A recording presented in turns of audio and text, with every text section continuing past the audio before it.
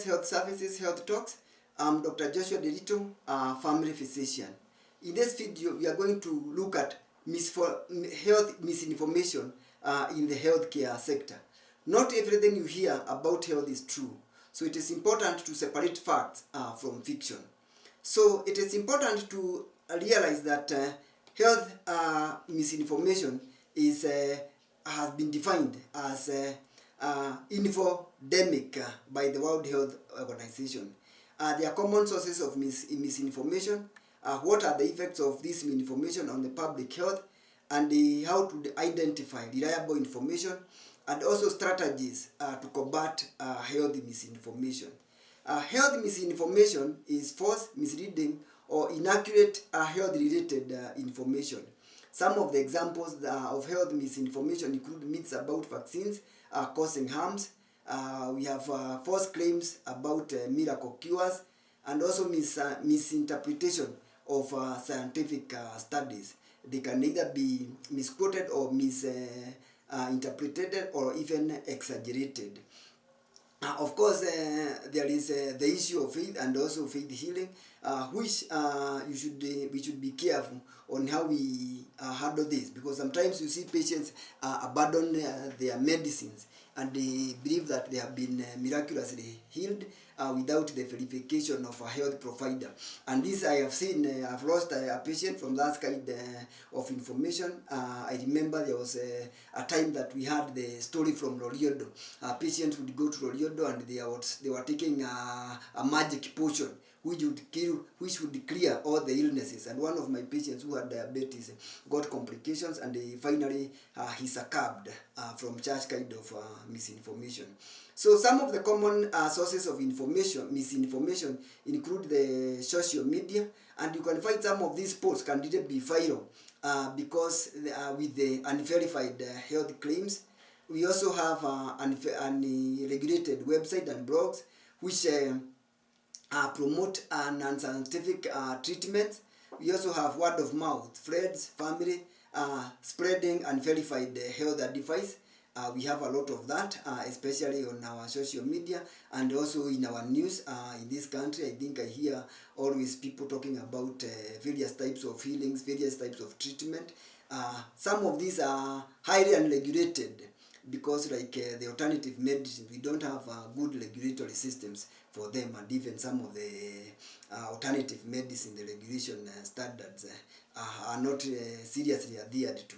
Then misinterpreted science, where we have scientific research is poorly understood, leading to false conclusion. So what are the effects of this health misinformation on public health? One, when it comes to issues like vaccines, we may have hesitance in the uptake of vaccines, which leads to people avoiding get vaccinated, leading to outbreaks of preventable diseases. We have also had fears, and people fail to take vaccines, and this can lead to widespread of diseases and also poor uptake of these vaccines. Then there is also delay in treatment, people avoiding unnecessary medical care, seeking this alternative care, which might not be as accurate as it is claimed. It also causes false hope or panic. Misinformation about treatment causes confusion and fear.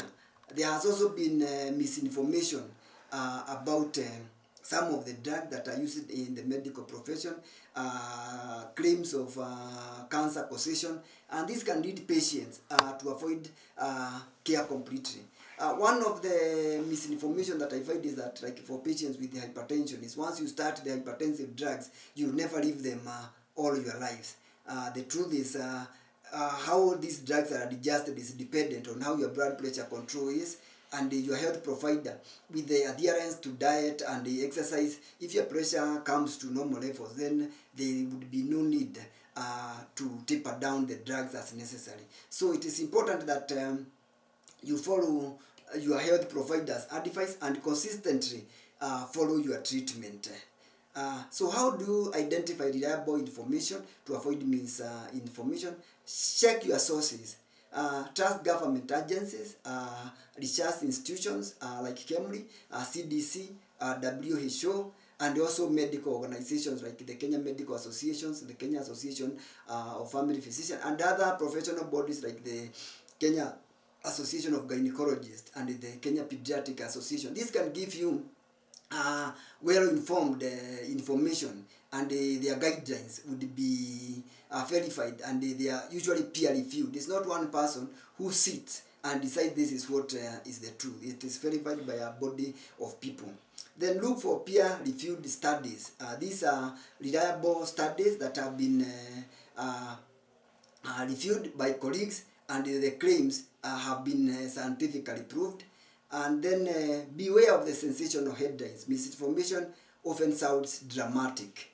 Then 5, verify with multiple sources. Cross-check your health facts before believing or sharing, so that when you see something which you may think may be helpful to somebody, please consult with your health provider or check out with a colleague, so that you see the reliability of the information, and also what is the health impact of the information that you're about to share with others. So strategies to combat healthcare misinformation: fact check before sharing, use reputable fact checking sites, encourage critical thinking, teach others how to question health claims, support public awareness campaign, and advocate for responsible healthcare communications, so that we can share together. So it is also important that you report false information. Flag misleading health content on social media. So it is important to take a stand against health misinformation. Verify the health facts before sharing. Educate others about reliable sources. Promote evidence-based healthcare information.